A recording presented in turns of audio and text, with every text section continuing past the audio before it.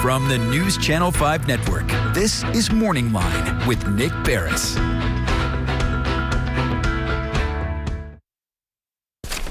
Good morning, everyone. Thanks for joining us on Morning Line. I am Nick Barris on this Thursday. I hope you're having a good Thursday. This looks like it may be the last day before the temperatures, Leland, say, really shift to getting more cold temperatures. Now, I've really enjoyed the last 3 days, though. It's been awful nice, but it's going to get cold into the weekend. This morning as you head out, you'll be okay, but it's going to chill up later today with some rain. Anyway, sit back and enjoy the show. We're going to kind of set the table for you here in a moment, just laying the groundwork for what we've been talking about over the past week and a half.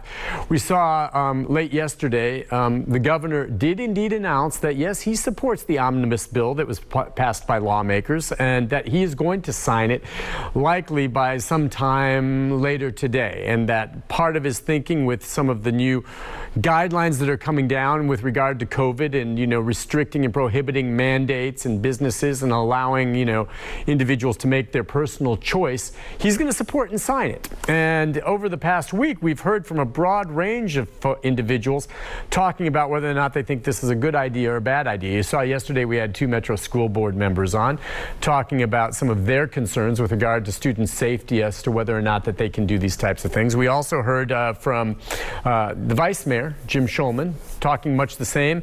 And before that, earlier this week, we had the Speaker of the House, Cameron Sexton, on talking about how this is something that he feels is important and that his belief was that the governor probably would go along with it, which he will when he finally signs it. Now, there's one aspect of this that comes into play. It's how it affects businesses, the business point of view, especially, say, the city of Nashville, Davidson County, which I think a lot of what was passed by lawmakers will have a direct effect on how things are being done here. And that's a very important part of the city, and a very important group in the city is the Chamber of Commerce. And this morning we're going to have with us the president and CEO of the Nashville Chamber. Ralph Schulz will be joining us here in just a few minutes, and we'll ask him his take on what this means for businesses moving forward, what he agrees with and disagrees with, and how one way or the other he thinks it may impact not just the businesses, but the millions of people that come to this city and the businesses to enjoy the businesses every year.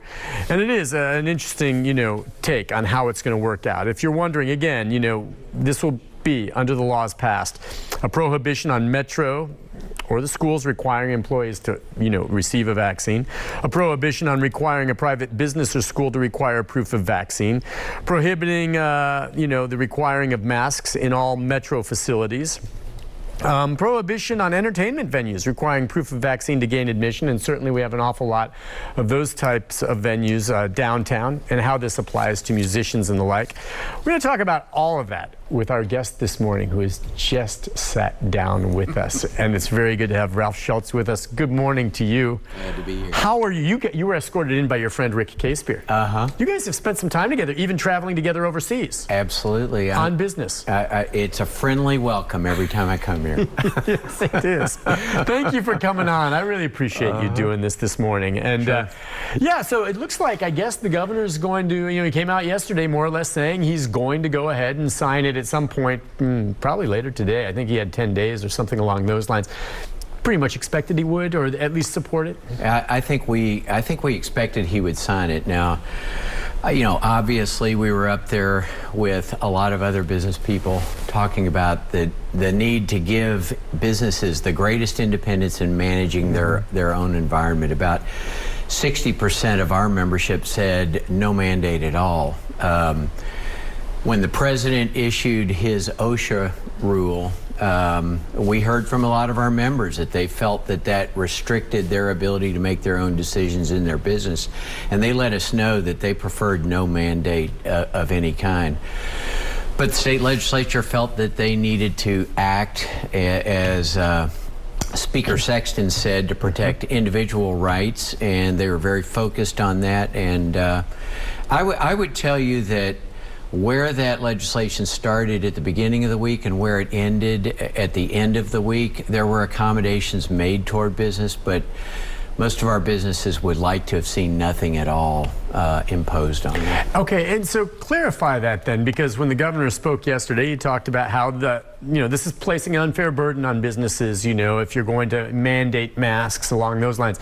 Is the thinking of the chamber that you want businesses to have the option individually to decide what they want to do themselves and not have to be, meaning that there may be some businesses that say for whatever reason, I'm an owner, I would like to mandate a mask in my situation, but maybe many others do not. Is that what it comes down to? Yeah, it comes down to the fact that there are a lot of different circumstances that businesses operate, a lot of variables.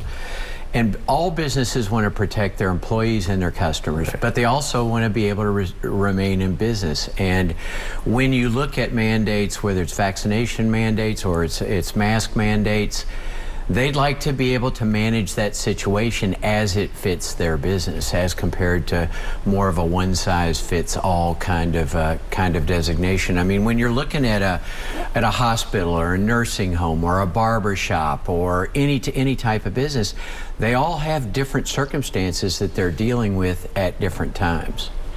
So is that something that the governor and lawmakers maybe didn't hear? I mean, typically the chamber, it's pro-business, and you could probably, I assume you'd agree with me, that maybe skews a little more conservative because your idea of hands off, let us run business the way we want. Mm-hmm. And yet, in some ways you differ. I mean, I don't know who, I'm surprised maybe the governor didn't hear that, or lawmakers didn't hear that. I'm sure you've lobbied. I think there were lots of people up on the Hill saying that. I think they heard it in the sense that they modified that bill as it came forward last week. I think they just placed a high importance on the individual liberty aspect. And if you think about that from an employer-employee perspective, that individual liberty aspect emphasizes the employee in that formula, and the employer has to conform to that legislation. So I just think that the legislature was very clear that they were having this discussion around the issue of individual rights, and they felt that they needed to make that statement. And again, I would tell you, over the course of the week, the legislation made some accommodations to businesses so that they could operate more flexibly. Yeah, they went back to look. Yeah. Well, certainly, though, that kind of came about, maybe not so much because of hearing from you, which they should have, but when Ford spoke. I mean, when Ford came up, I think that got everyone's attention, and they were willing to, and I don't know, whatever the reason, you're right. Can you give me an idea of what were some of the accommodations that you think made a little bit of a difference that you're happy with? Well, I think they tried to mitigate some of that potential conflict between the federal government mandate and the state mandate, when they said that if you've got a federal contract and if it is reliant on following those federal rules, then we're not going to hold you. We're not going to hold you responsible to follow. How many businesses downtown have federal contracts? I don't know. Well, maybe there's some, but come on. I'm talking about Second and Broad. I don't know how many businesses. I doubt any of the honky-tonks. Right. Almost none of the pedal taverns. Okay. Yeah, I think it's safe to say that. And so okay, so that was one example of it. I mean, the concessions. Well, I guess I think it also, when you're talking about events, whether it's at the stadium or it's at the arena and so forth, there were some accommodations made to allow them to operate in a less severe atmosphere than it was at the beginning of the week. So, for instance, you can provide proof of a negative test. You can voluntarily submit a vaccination validation. Some of those accommodations came over the course of the week. Okay. But you're exactly right. Smaller businesses, they're going to have to deal with the complexity of the law. We'll take a break on that note, and we're going to get more into some of that. We can take some phone calls as well and get more of your take, and ultimately maybe what it means for some of these businesses and how it may play out if and when this does ultimately take effect, which won't be too long. So we'll take a break, be back more with the CEO of the Chamber of Commerce here in Nashville, Tennessee, right after this. Stay with us.